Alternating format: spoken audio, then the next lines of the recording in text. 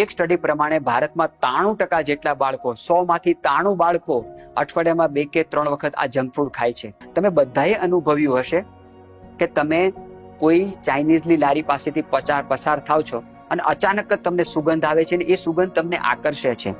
પેલા સમોસા જ્યારે તળાય છે તેની આહલાદક સુગંધ આવે છે, અને તે સુગંધ તમને એટલી બધી આકર્ષે છે કે ખાવાની ઈચ્છા થઈ જાય છે. એ સુગંધ શેની છે? MSG ની છે. જ્યારે આપણું પેટ ભરાઈ જાય છે ત્યારે ડોપામાઇન નામનું એક હોર્મોન મેસેજ એ દિમાગને મોકલે છે કે હવે પેટ ભરાઈ ગયું છે, હવે કશું ખાવાની જરૂર નથી. પરંતુ વર્તમાન સમયમાં બજારના જે કંઈ જંક ફૂડ આપણે બાળકોને ખવડાવીએ છીએ તેની અંદર MSG મોનોસોડિયમ ગ્લુટામેટ નામનું જે કેમિકલ હોય છે, આ ડોપામાઇન્સના હોર્મોન્સના સિક્રેશનને રોકે છે. એના કારણે બાળકોની અંદર માનસિક વિકૃતિઓ, માનસિક પાગલપન, માનસિક ડિપ્રેશન, માનસિક હાઇપર ટેન્શન, ઓવર થિંકિંગ અને હાઇપર એક્ટિવિટી ખૂબ વધી છે.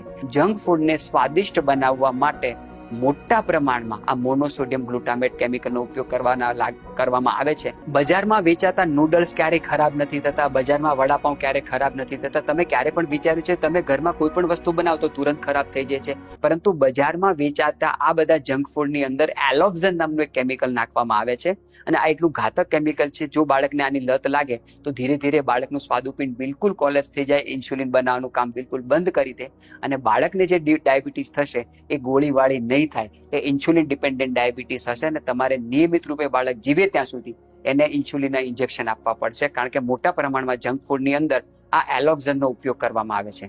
બજારમાં વેચાતી જે પેસ્ટ્રી છે, બેકરી પ્રોડક્ટ છે, તેને સ્વીટ કરવા માટે, ગળી બનાવવા માટે મોટાભાગે એસ્પાર્ટમ નામનું કેમિકલ નાખવામાં આવે છે. આ એટલું ઘાતક કેમિકલ છે, એક બાજુ તમારી પાસે 200 કિલો ખાંડ હોય અને એક બાજુ તમારી પાસે માત્ર 1 કિલો એસ્પાર્ટમ હોય, તો 200 કિલો ખાંડથી જેટલી સ્વીટનેસ, જેટલું ગળપણ નિર્માણ થશે, એટલું ગળપણ નિર્માણ કરવા માટે માત્ર ને માત્ર 1 કિલો એસ્પાર્ટમ કાફી છે. તો બજારમાં વેચાતી ડેરી મિલ્ક હોય, બજારમાં વેચાતી તમામ ચોકલેટ હોય, બજારમાં વેચાતી કેક હોય જેની સોફ્ટનેસ લાંબા સમય સુધી આપણને સારી લાગે છે, ઘરમાં મમ્મી સુખડી બનાવે તો 3-4 દિવસમાં એ કડક થઈ જાય. બજારમાં વેચાતી તમામ બેકરી પ્રોડક્ટ, કેક હોય, લાંબા સમય સુધી બિલકુલ સોફ્ટ આપણને લાગે છે, જેને ચાવવા માટે દાંતની જરૂર પડતી નથી. ડેરી મિલ્ક જેવી મોઢામાં મૂકો ઓગળી જાય છે, તો તેની સ્વીટનેસ ક્યાંથી આવે છે? એ ખાંડ કે ગોળથી નથી આવતી, એ એસ્પાર્ટેમ જેવા ઘાતક કેમિકલથી આવે છે. બજારમાં વેચાતા તમામ ઠંડા પીણા, કોલ્ડ ડ્રિંકની અંદર ખાંડ કે ગોળ નથી વપરાતા. તમામ ઠંડા પીણાને સ્વીટ બનાવવા માટે, ગળ્યા બનાવવા માટે મોટા પ્રમાણમાં એસ્પાર્ટમ જેવું કેમિકલ વપરાય છે. શા માટે નાની નાની ઉંમરના બાળકોના હાડકાં બિલકુલ સ્ટીફ થઈ ગયા?